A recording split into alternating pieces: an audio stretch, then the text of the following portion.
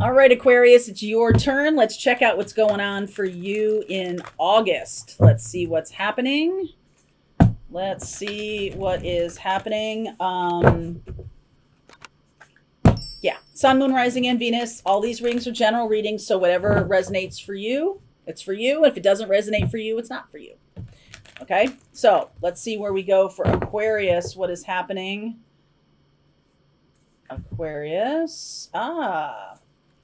Transformation. I like that.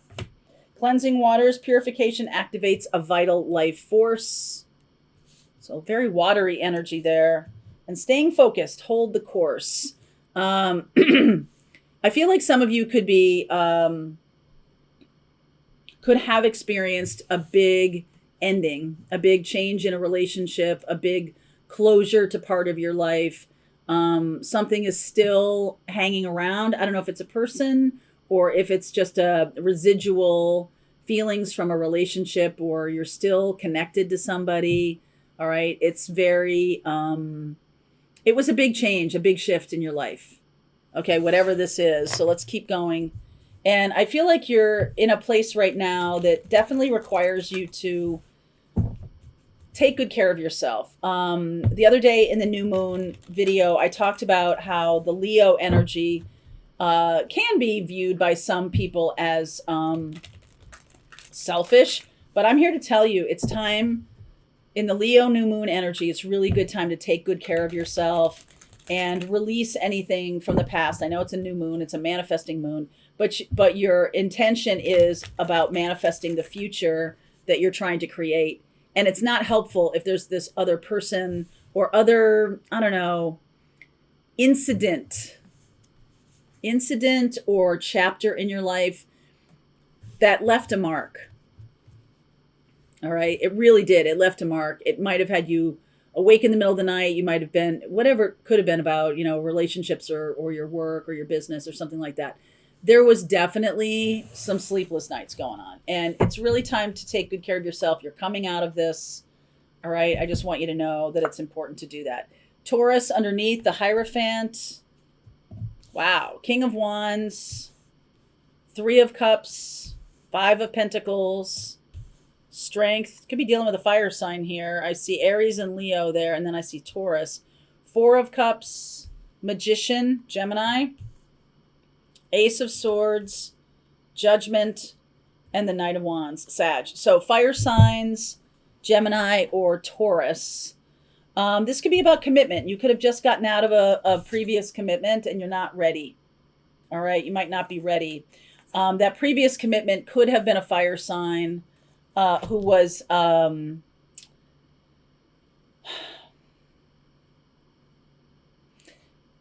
going to say toxic in a way that has turned sideways on them. So they could have been a partier. They could have been someone who shirks responsibility. They could be very dynamic, very, innovative, somebody who's an entrepreneur.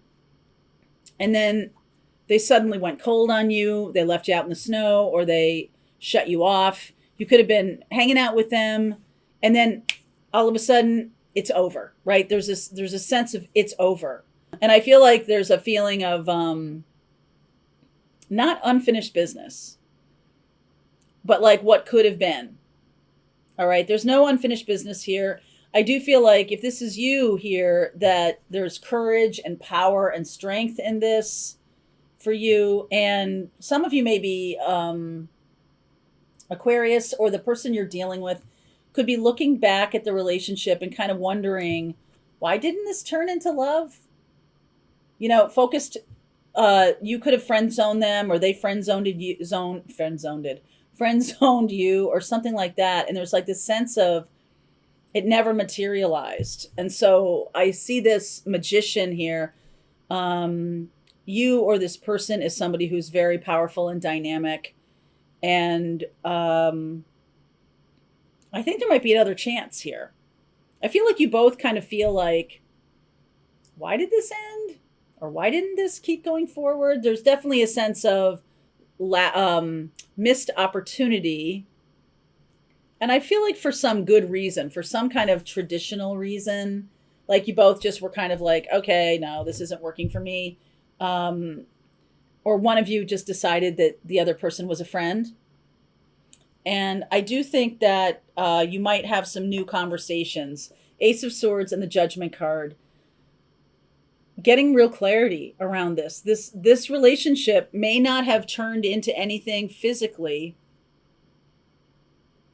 but there's a sense of either dodged a bullet, or like this could have been a life partner.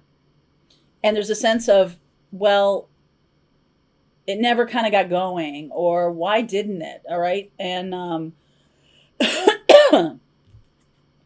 I feel like you're going to know very soon why this didn't happen, or why this didn't move forward.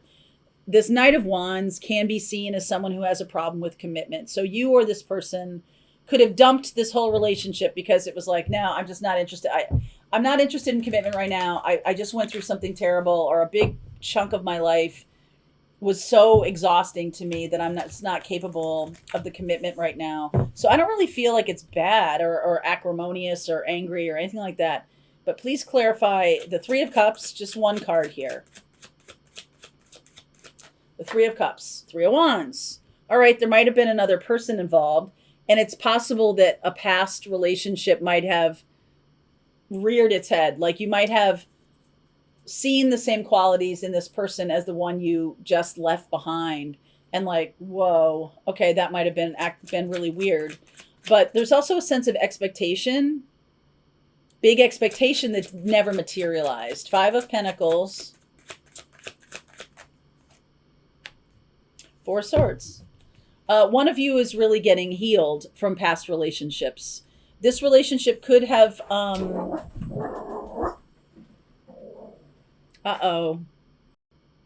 as I was saying, this relationship could have really laid you low. Okay. And I feel like there's still a lot of healing. It's also like a low self-confidence, low self-esteem, or feeling like, wow, this relationship could really go somewhere. So I might, not really be up to it. Okay. There's something like that. Whoever the King of Wands is here. And I feel like it could be the other person. But this strength and the power here is just like, wow, this is a bummer. It didn't work out.